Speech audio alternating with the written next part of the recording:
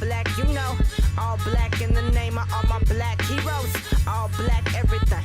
All black polos. All black medallions, yeah. All black, yo. Welcome to Left to Black. I'm your host, Mark Anthony Neal. We're joined today by Professor Peter Coles, the professor of history at Western Illinois University. He's the author of several books, including Wobblies on the Waterfront, Interracial Unionism in Post-Progressive Era Philadelphia, and also the brand new Dockworker Power, Race and Activism in Durban and in the San Francisco Bay Area, both published by the University of Illinois Press. How are you doing today? I'm wonderful, thank you. Thanks for joining us here. You're here visiting Duke for the Labor and Working History Conference. Talk a little bit about the organization and what brings you here specifically. Yeah, well, the Labor and Working Class History Association is committed to the idea that scholars, not just historians, but historians especially, have to put labor and working issues at the center of our studies. Too many of us look at the top of society, even though most of us are nearer to the bottom. And so the organization's been around for quite a while. We do scholarly things, but we also try to be engaged in the world around us today. And so we have a biennial conference, happens to be this year at Duke. And so it's a pleasure to be here for that reason.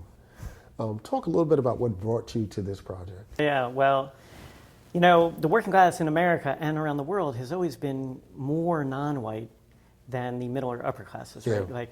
But there is a presumption in the United States, without a doubt, that to say working class is coded white, right? It depends really on the occupation. In maritime, there's also actually a long history of blacks throughout the Atlantic world, as well as dock workers in, say, Charleston, South Carolina, Miami today. In South Africa, dock workers are entirely black. In Durban, which is on the east coast of South Africa and the continent on the Indian Ocean, they're predominantly Zulus, some of whom are Pondos, which is a different ethnic group. But all are black or African, as it's often been seen. You know, and then in the San Francisco Bay Area, the other place I study, historically, it was an entirely white, if multi-ethnic workforce. But starting in the 1930s and 40s, it became increasingly African-American, and that's actually a central part of my work. Let me talk a little about one of the things that's different between the two cities and the two countries in this regard. The men in Durban, of course, are not unionized. The men here in the United States, though it was a struggle to get into the union, are unionized. How do you talk about the difficulty of organizing around non-unionized labor? And even the challenges of doing that work now, you know, when the idea of labor unions is under assault. Yeah. Well, before 1994, which is when South Africa had its first multiracial democratic elections and essentially became independent for the first time, before 1994, blacks and many different ways, as well as other people of color, were denied all sorts of rights, including workplace rights, the right to unionize and the right to strike being foremost. And by contrast, in the U.S., actually workers received the so-called right to bargain, to unionize, to strike in the 1930s. Although one could actually put it into the First Amendment, the right to assemble can be interpreted as a right to sort of organize. Right. So one of the important contrasts is between black workers in Durban who collectively organized, but without the benefits of unions, because legally they could not be in them, and without the right to strike, because they weren't allowed. White workers were. But nevertheless, were able to, through common workplace identities, through common ethnic identities, through common oppression, through common suffering, were essentially had a bunch of reasons to sort of identify together and to be able to coordinate their activities. Even without formal unions, they essentially were repeatedly in the 1930s through the 70s acting as such. In the case of the Bay Area, although workers had the right to organize, African Americans have long histories of oppression, including in the workplace as well as within the American labor movement. And the union that I examined in the San Francisco Bay Area, the International Longshore and Warehouse Union, used to be International Longshore Men and Warehouse Men. Local 10, the San Francisco Bay Area chapter. They degendered their name in the 90s. That tells us something about this union, right? Also, the industry has changed, although it's still predominantly men. But in Local 10 in the Bay Area, they actively worked to integrate African American members because of really the left-wing orientation of many of the existing members.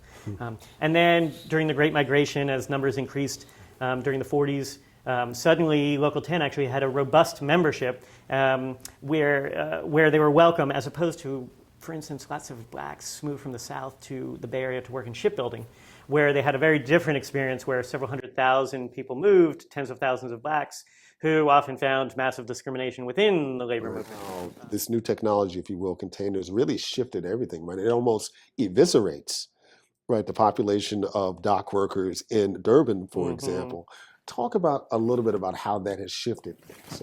And again, for most Americans, they have no clue, right? Anything that's happened. All they know is that they get the goods and services. Yeah, even though we're so familiar, the back of a truck, the back of a railroad car, tens of thousands of these containers or metal cans on ships. Also a central sort of plot device in the second season of The Wire, right? Right. So containers is essentially the process of moving cargo long distance at an incredibly low cost by standardization. Right. And also human trafficking. And occasionally for human trafficking too, unfortunately, right? Now, there are some benefits to containerization. It reduces shipping costs, which results in all sorts of benefits to consumers, right? And we all are consumers, right? And so cheaper products, because as labor costs decline, companies make a choice to move production to lower wage countries. Now, it's not only because of technology, it's also governments who are facilitating these corporate moves and whatnot. But in the 60s and 70s, containerization begins to overhaul and eviscerate, really, the American working class as well as of other industrial countries. It does benefit us often as consumers, right? And simultaneously, as you note, in the specific industry, results in far fewer workers being able to move far more cargo, right? And, of course, there's winners and losers in everything in life, right? Some cities win, right? New York City loses its port. London loses its port. Can you name the largest port in England? No. No one can. It's called Felixstowe. London, for centuries, was the biggest, busiest port in the world. But containerization resulted in the shift of the port geographically, right? So San Francisco actually lost a port to Oakland, for instance. LA later essentially became the most important port because it's just a day closer to China, right? Like where time is money, it's logistics, right? And so it's a fascinating industry. It's really important. It's also a sort of typical of whether if you don't work in this industry, and neither do I, automation and technological change is very much a reality for 21st century workers. Pick an industry, right? Like there is none that are not impacted. And so studying what seems like an obscure industry, although it's central to the global economy, right, in fact, resonates greatly even with 21st century humans, not even just in the developed world, but also in the developing world where technological change threatens us in some ways as workers, but also, of course, benefits us in many ways. Let me shift the conversation a little bit.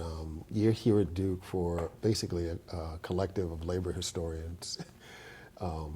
Some folks would say, and I'm sure you would even say this yourself, there's a disconnect between scholars working on labor history and the reality of what organized labor looks like on college and university campuses. Yeah, no question. How do you feel about some of these questions these days around contingent faculty attempting to unionize, actually graduate students obviously unionizing? Even the idea, early career came out of SUNY, and SUNY has one of the most vibrant, faculty unions, right? You don't necessarily see that, particularly at schools that aren't public. How are you feeling about, the nature of the labor movement on campus these days?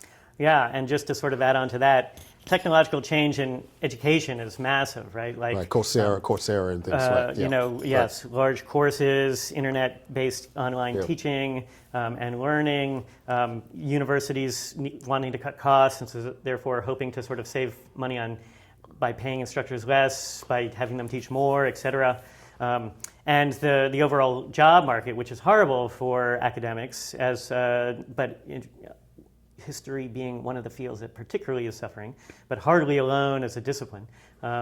And the ironies, right, that I have a relatively comfortable job when many of my peers and friends and brothers and sisters don't, right? Like grad students, part-time workers who are sometimes called contingent faculty, right? Non-tenure track faculty. The majority of students are being taught now by non-tenure and tenure track faculty. I happen to be lucky because I live in a state that allowed public sector workers to unionize, like New York. Illinois is such a state, and so I'm in the American Federation of Teachers. But private universities are not allowed legally, right? And in many states, like across the Southeast, like North Carolina, it is illegal for public sector workers to be able to collectively bargain. Although there's ways around this to coordinate and organize in some ways similar to what the Durban Dockers were doing. Because where there's, there's contradictions and cracks, opportunities present themselves. But the truth is that our industry typifies that of many in which we are working harder and not being paid more, even though we're being more productive. In that way, much like the dock workers, right? That 10% of the people can move 10 times more cargo. They're not being paid 10 times more, right? Like, where's the extra profit, right? And so the ironies are many, right? Like, to be a historian is to sort of just appreciate that irony is ever present. If you can't handle that, well, just slit your throat, right? Like, like life's hard, right? But what are you going to do? Well, of course, you're going to try to sort of raise awareness about these issues and try to sort of figure out solutions to our common problems. It's a cliche, but there's clearly some truth to the fact that we can study the past to try to sort of do better in the future, even though we often fail to learn from past mistakes.